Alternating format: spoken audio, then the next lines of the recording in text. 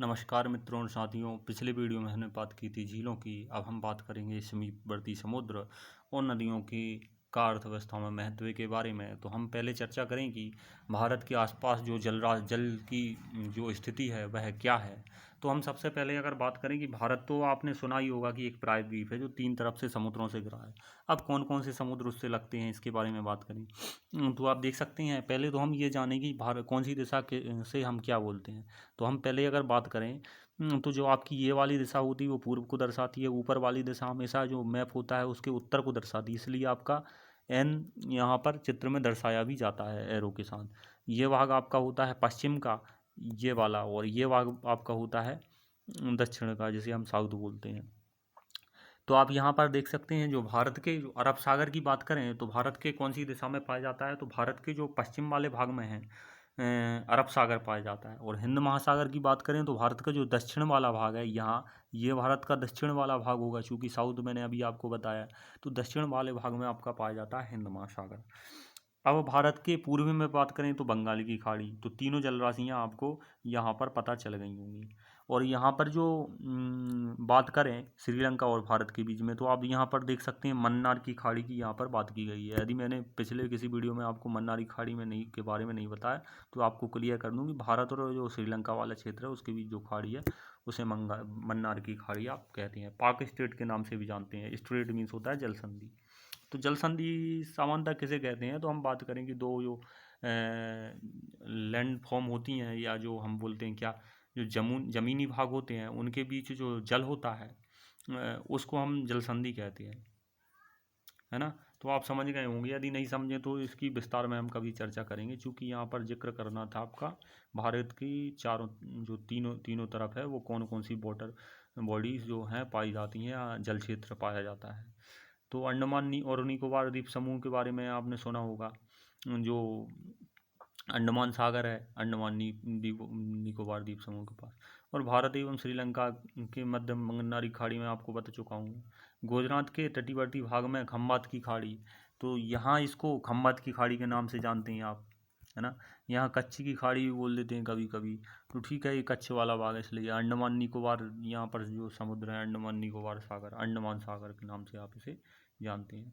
तो कच्छ की खाड़ी, खम्बात की खाड़ी, अरब सागर, ये आपको पुनः बताना चाहूँ तो कच्छ की खाड़ी, खम्बात की खाड़ी, ये आपका पूरा वाला जोन जो है क्षेत्र अरब सागर, ये पूरे वाला जो पूरा है अंदर नीचे वाला भाग उसे हम बोलते हैं हिंद महासागर। और आपका जो ये पूरी वाटर बॉडी है वो बंगाली खाड़ी और अंडमान सागर के दायरे में यहाँ पर आती है। तो हम यहाँ इतने की बात कर चुके थे, चूँकि आपको समझ में आ गया होगा। अब हम बात करें कि नदियों का अर्थव्यवस्था में महत्व क्या होता है। तो संपूर्ण मानव इतिहास में हम अकॉर्डिंग एनसीईआरटी ही चल रहे हैं, यहाँ पर आपको बताने जा रहे हैं। नहीं तो आप बोलें कि एनसीईआरटी में जो पढ़ा पढ़ा के बोल रहे हैं, मैं आपको उन पढ़ा तो रहा हूँ लेकिन उन बातों को समझाने का प्रयास कर रहा हूँ। अब मैं इसमें कितना सफल हूँ ये तो आप कमेंट करके मुझे बता सकते हैं। तो संपूर्ण मानव इतिहास में नदियों का अत्यधिक महत्व रहा है। नदियों का महत्व बहुत ज़्यादा रहा है, आप वेदों पुराणों में भी सुन चुके होंगे। यदि आप दूसरे धर्मों की बात करें तो उसके हिसाब से भी आप किसी न किसी नदी के बारे में सुन चुके होंगे। या अन्य चीज़ों की बात करें हम, जैसे सभ्यता के विकास की बात करें, यदि उसमें नहीं है वर्णन, तो सभ्यता के विकास की बात करें तो सभ्यताओं के विकास में काफ़ी योगदान रहा है। नदियों का जल मूल प्राकृतिक संसाधन है, अनेक मानवीय क्रियाकलापों के लिए अनिवार्य है। हर चीज़ में आप जल का प्रयोग यहाँ पर करते हैं। यही कारण है कि नदियों के तट पर प्राचीन जो सभ्यता है वो आपको बता चुका हूँ। तो बहुत सारी आकर्षक चीज़ें भी यहाँ पर विकसित होती हैं। गांव और बड़े शहर, यहाँ पर जो पहले गांव बसे थे अब वो बड़े शहरों में परिवर्तित होते हुए आप देख रहे हैं।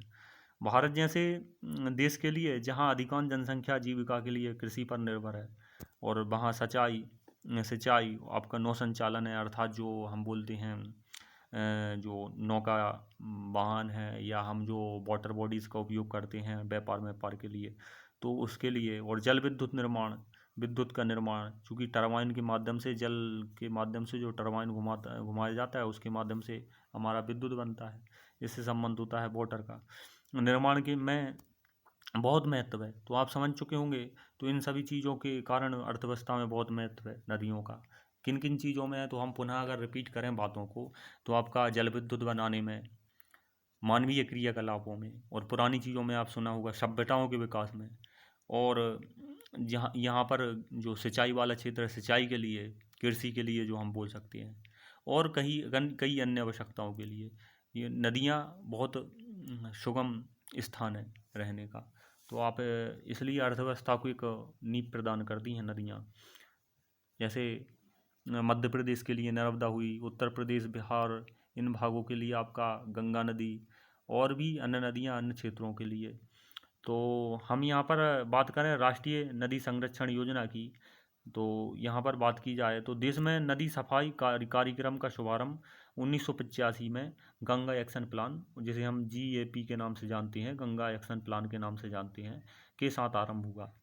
जी से आपका गंगा, ए से एक्शन और पी से प्लान।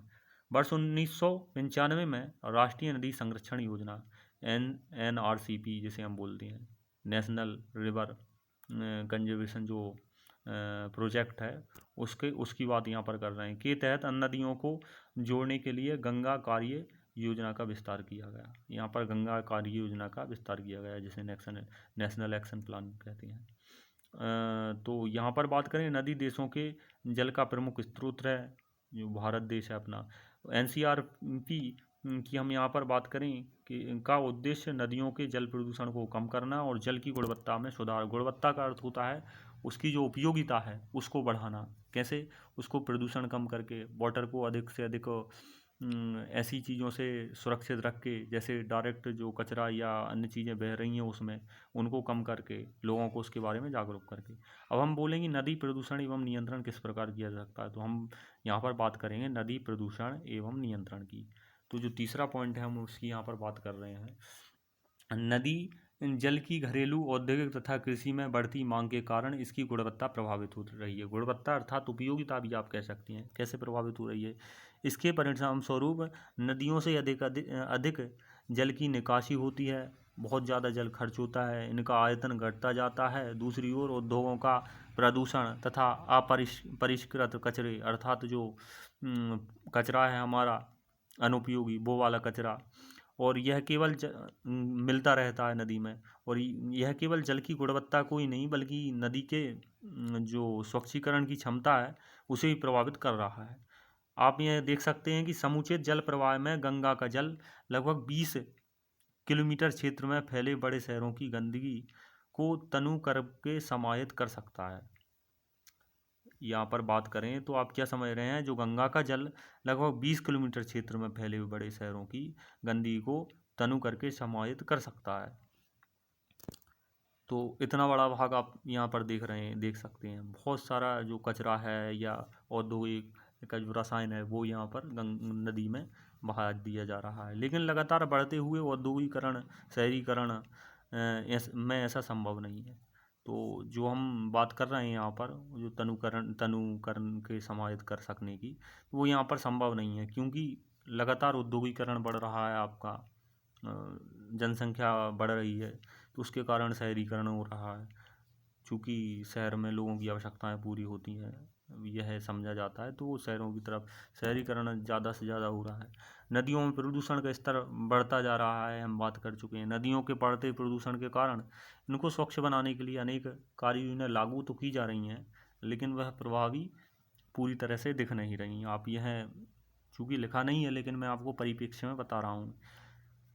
तो आप इन समस्याओं के बारे में सोच सकते हैं, और आपकी ऐसी कोई साइड में नदी हो उसके बारे में भी सोच सकते हैं, क्या इसमें प्रदूषण की समस्या आ रही होंगी, कैसे प्रदूषण होता है, कैसे नदी उपयोगी है, और भी अन्य बातों को आप अपने हिसाब से समझ सकते हैं। तो हम यहाँ पर चूँकि हम बोल रहे हैं यहाँ पर सभ्यताओं का विकास नदी के यहाँ पर होता है, तो आज भी हम देख सकते हैं कि बहुत सारे जो स्थान हैं आपके नदी के किनारे बसाए हुए हैं। जैसे हम बात करें आगरा की, जो यमुना नदी के किनारे बसा हुआ है, हरिद्वार गंगा के, तो मैं बहुत से नगरों की ऐसे बात करूँ तो मैं आपको यहाँ पर, यदि आप कमेंट करें तो मैं PDF प्रदान यहाँ पर करूँगा। जैसे लखनऊ आपका गोमती नदी, जौनपुर गोमती नदी के किनारे बसा हुआ है। उज्जैन की बात करें ना, मध्य प्रदेश का, जो शिप्रा के किनारे बसा हुआ है। अहमदाबाद जो गुजरात का है, साबरमती नदी।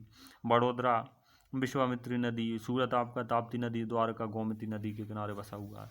केवड़िया जो हम अभी नाम सुनते हैं, सरदार पटेल की जो मूर्ति के बारे में बात करते हैं, वो वहाँ की बात की जा रही है, स्थान केवड़िया, तो वो नर्मदा नदी के किनारे बसा हुआ है।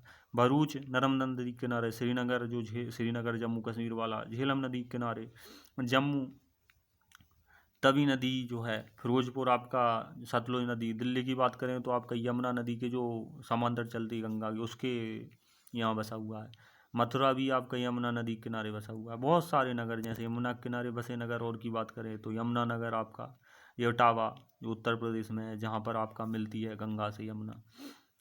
और बात करें कानपुर गंगा नदी के किनारे, कन्नौज गंगा नदी के किनारे, पटना गंगा और सोन नदी के किनारे, प्रयागराज जिसे हम पहले इलाहाबाद कहते थे, जो वर्तमान हमारे आदरणीय मुख्यमंत्री योगी आदित्यनाथ ने जिसका नाम के माध्यम से जिसका नाम परिवर्तन हुआ है, जो उसका नाम प्रयागराज रखा गया, तो वहाँ गंगा और यमुना का संगम है, आप सुना होगा। वाराणसी जो गंगा नदी के किनारे बस, फरक्का जिसकी बात करें वो भी गंगा नदी के किनारे बसा हुआ है।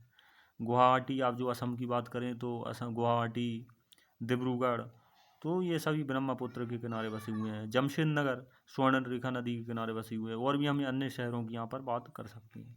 तो धन्यवाद आपका। आपको कुछ समझ में आया हो तो कमेंट ज़रूर कीजिएगा। अधिक से अधिक प्रयास करके समझाने का प्रयास मैं आपको यहाँ पर करूँगा।